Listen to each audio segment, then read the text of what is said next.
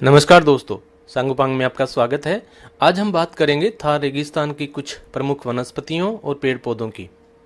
ये पौधे वे हैं जिनके लिए थार का रेगिस्तान जाना जाता है, जो यहाँ की विशेषता है।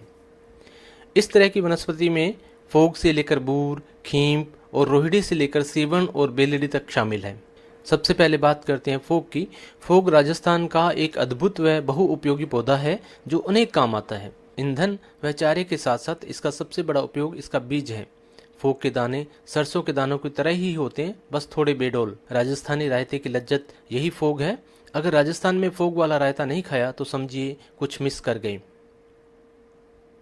दोस्तों, भले ही थार की वनस्पतियों में से अधिकतर खरपतवार मानी जाती हों, लेकिन मानव व पशुओं की हरी बीमारी में इलाज के लिए, चारे के लिए, टिब्बों के प्रसार तथा भूखटाव रोकने के लिए अनेक कामों में इनका महत्व है।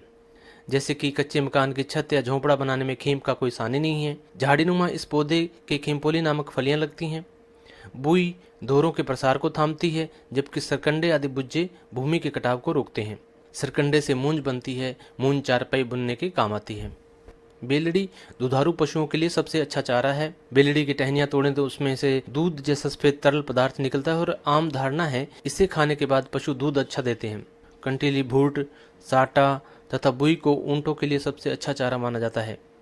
एक घास है धामन, जिसे पशु चारे में हलवे की संज्ञा दी गई है। इस तरह की घास सेवण जैसलमेर के इलाके में होती है। यह टिब्बों के प्रसार को रोकने में काफी उपयोगी है। तुम्बे की बात करें तो पशुओं को निरोग रखने में तुम्बे की उपयोगिता सर्वसिद्ध है। झिंझण राइजोबियम कल्चर का पौधा है जो भूमि को उपजाऊ बनाता है। बूर राजस्थानी ढोकलों की असली खुशबू है। यह घास गंगानगर व बीकानेर क्षेत्र में पाई जाती है और इसके आसवन से सुगंधित तेल प्राप्त किया जाता है। हम देसी इलाज में इन पौधों बूटियों के उपयोग की बात भी करते चले। ये वनस्पतियां कई रोगों के इलाज में आज भी अचूक औषधि मानी जाती हैं। आयुर्वेद व घरेलू नुस्खों में इनका इस्तेमाल हो रहा है। जैसे अक्सन के पत्ते चोट के दर्द को कम करने के काम आते हैं। अरंड का तेल जोड़ों के दर्द को मिटाता है। जुलाब के लिए प्याजी को गन्ने के रस में मिलाकर पिया जाता है। इसी तरह सीढ़िए के जड़ की तासीर भी बहुत ठंडी होती है। पथरी से बचाव व उपचार के लिए भाखड़ी के कांटों को पीसकर पीना तो आज भी बताया जाता है। जाड़ में लगे कीड़े के इलाज में कुल्हड़ी और शंखमेलिया या रेंगणी की विधि लोगों को याद है। गठिया रोग के लिए कुरंड, पेट संबंधी रोगों के लिए धौलफुलिया, कान दर्द में सुखदर्शन का इस्तेमाल होता है। अश्वगंधा का अस्थि मज्जा को मजबूत बनाने में बड़ा महत्व है। गोखरू रोहिड़े के फूल का पानी लू से बचाता है। भत्तड़ और काली बुई की तासीर बहुत ठंडी होती है। साटे या पुनर्नवा के डंठलों की माला बनाकर पीलिया के मरीज के गले में डालना व उपचार करना उत्तर पश्चिमी राजस्थान में आज भी प्रचलित है। इसी तरह कुछ बात पेड़ों की। एक पेड़ है फ्राश। गंगानगर, हनुमानगढ़ जिलों में प्रमुखता से पाए जाने वाले फ्राश की एक और विशेषता यह है कि यह सूखे भूभाग में किसी भी अन्य पेड़ पौधे की तुलना में अधिक तेजी से बढ़ता है।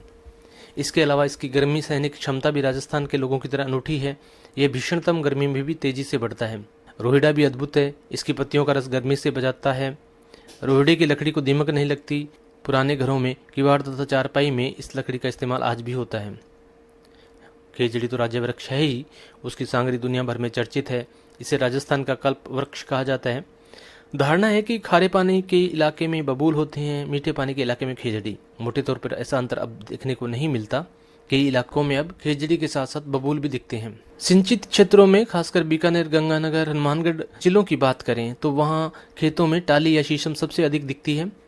वाणिज्यिक व खेती के दृष्टिकोण से यह बहुत ही महत्वपूर्ण पेड़ है। टाली की लकड़ी अच्छी होती है, काफी काम आती है। यह पेड़ आसपास की जमीन और फसलों को भी कम नुकसान पहुंचाता है। कीकर के साथ दिक्कत यह है कि उसके कांटे होते हैं जो बाद में खेती के काम आदि में बाधा खड़ी करते हैं। जंगली कीकर को आम लोग विलायती कीकर, गंदा कीकर भी कहते हैं। वैज्ञानिक भाषा में इन्हें जूली फ्लोरा या टोटलिस कहा जाता है। ये विदेशी पेड़ रेल पटरियों के साथ साथ थार के भीतर तक पहुंच गए हैं। दोस्तों, बीते कुछ दशकों में बदली आबोहवा, माटी और किसानों के रुख से बूर सहित अनेक प्रकार की घास और पौधों बूटियों का होना रुक गया है। थार के सिंचाई सुविधाओं वाले जिलों में अब ये वनस्पतियां सामान्य परिस्थितियों में पैदा नहीं हो रही हैं और नई पीढ़ी को इसकी जानकारी भी नहीं है। थार की प्रमुख जड़ी बूटियों की चर्चा करते समय हम सीढ़ियाँ, पिल्लू, घंटील, लाणों, रिंगणी और झिंझन के पौधे, प्याजी, गोखरू, कंटाला, कानकतूरा, हिरणखुरी, कांस, बेलड़ी, सीवण, सत्यानाशी, कागारोटी तांदलो, लूणा घाटी, बागड़ो, सेंजी, खवांक, बाखड़ी, साटा व बथड़ जैसी घास तथा झड़बेरी, अरंड, जाल, सुहांजना के पेड़ को भी ऐसी बहुपयोगी वनस्पति में शामिल कर सकते हैं। तो दोस्तों ये तो थी थार की प्रमुख वनस्पतियों की जानकारी। आशा है आपको हमारा यह प्रयास अच्छा लगा होगा। कृपया वीडियो को सब्सक्राइब जरूर करें। धन्यवाद।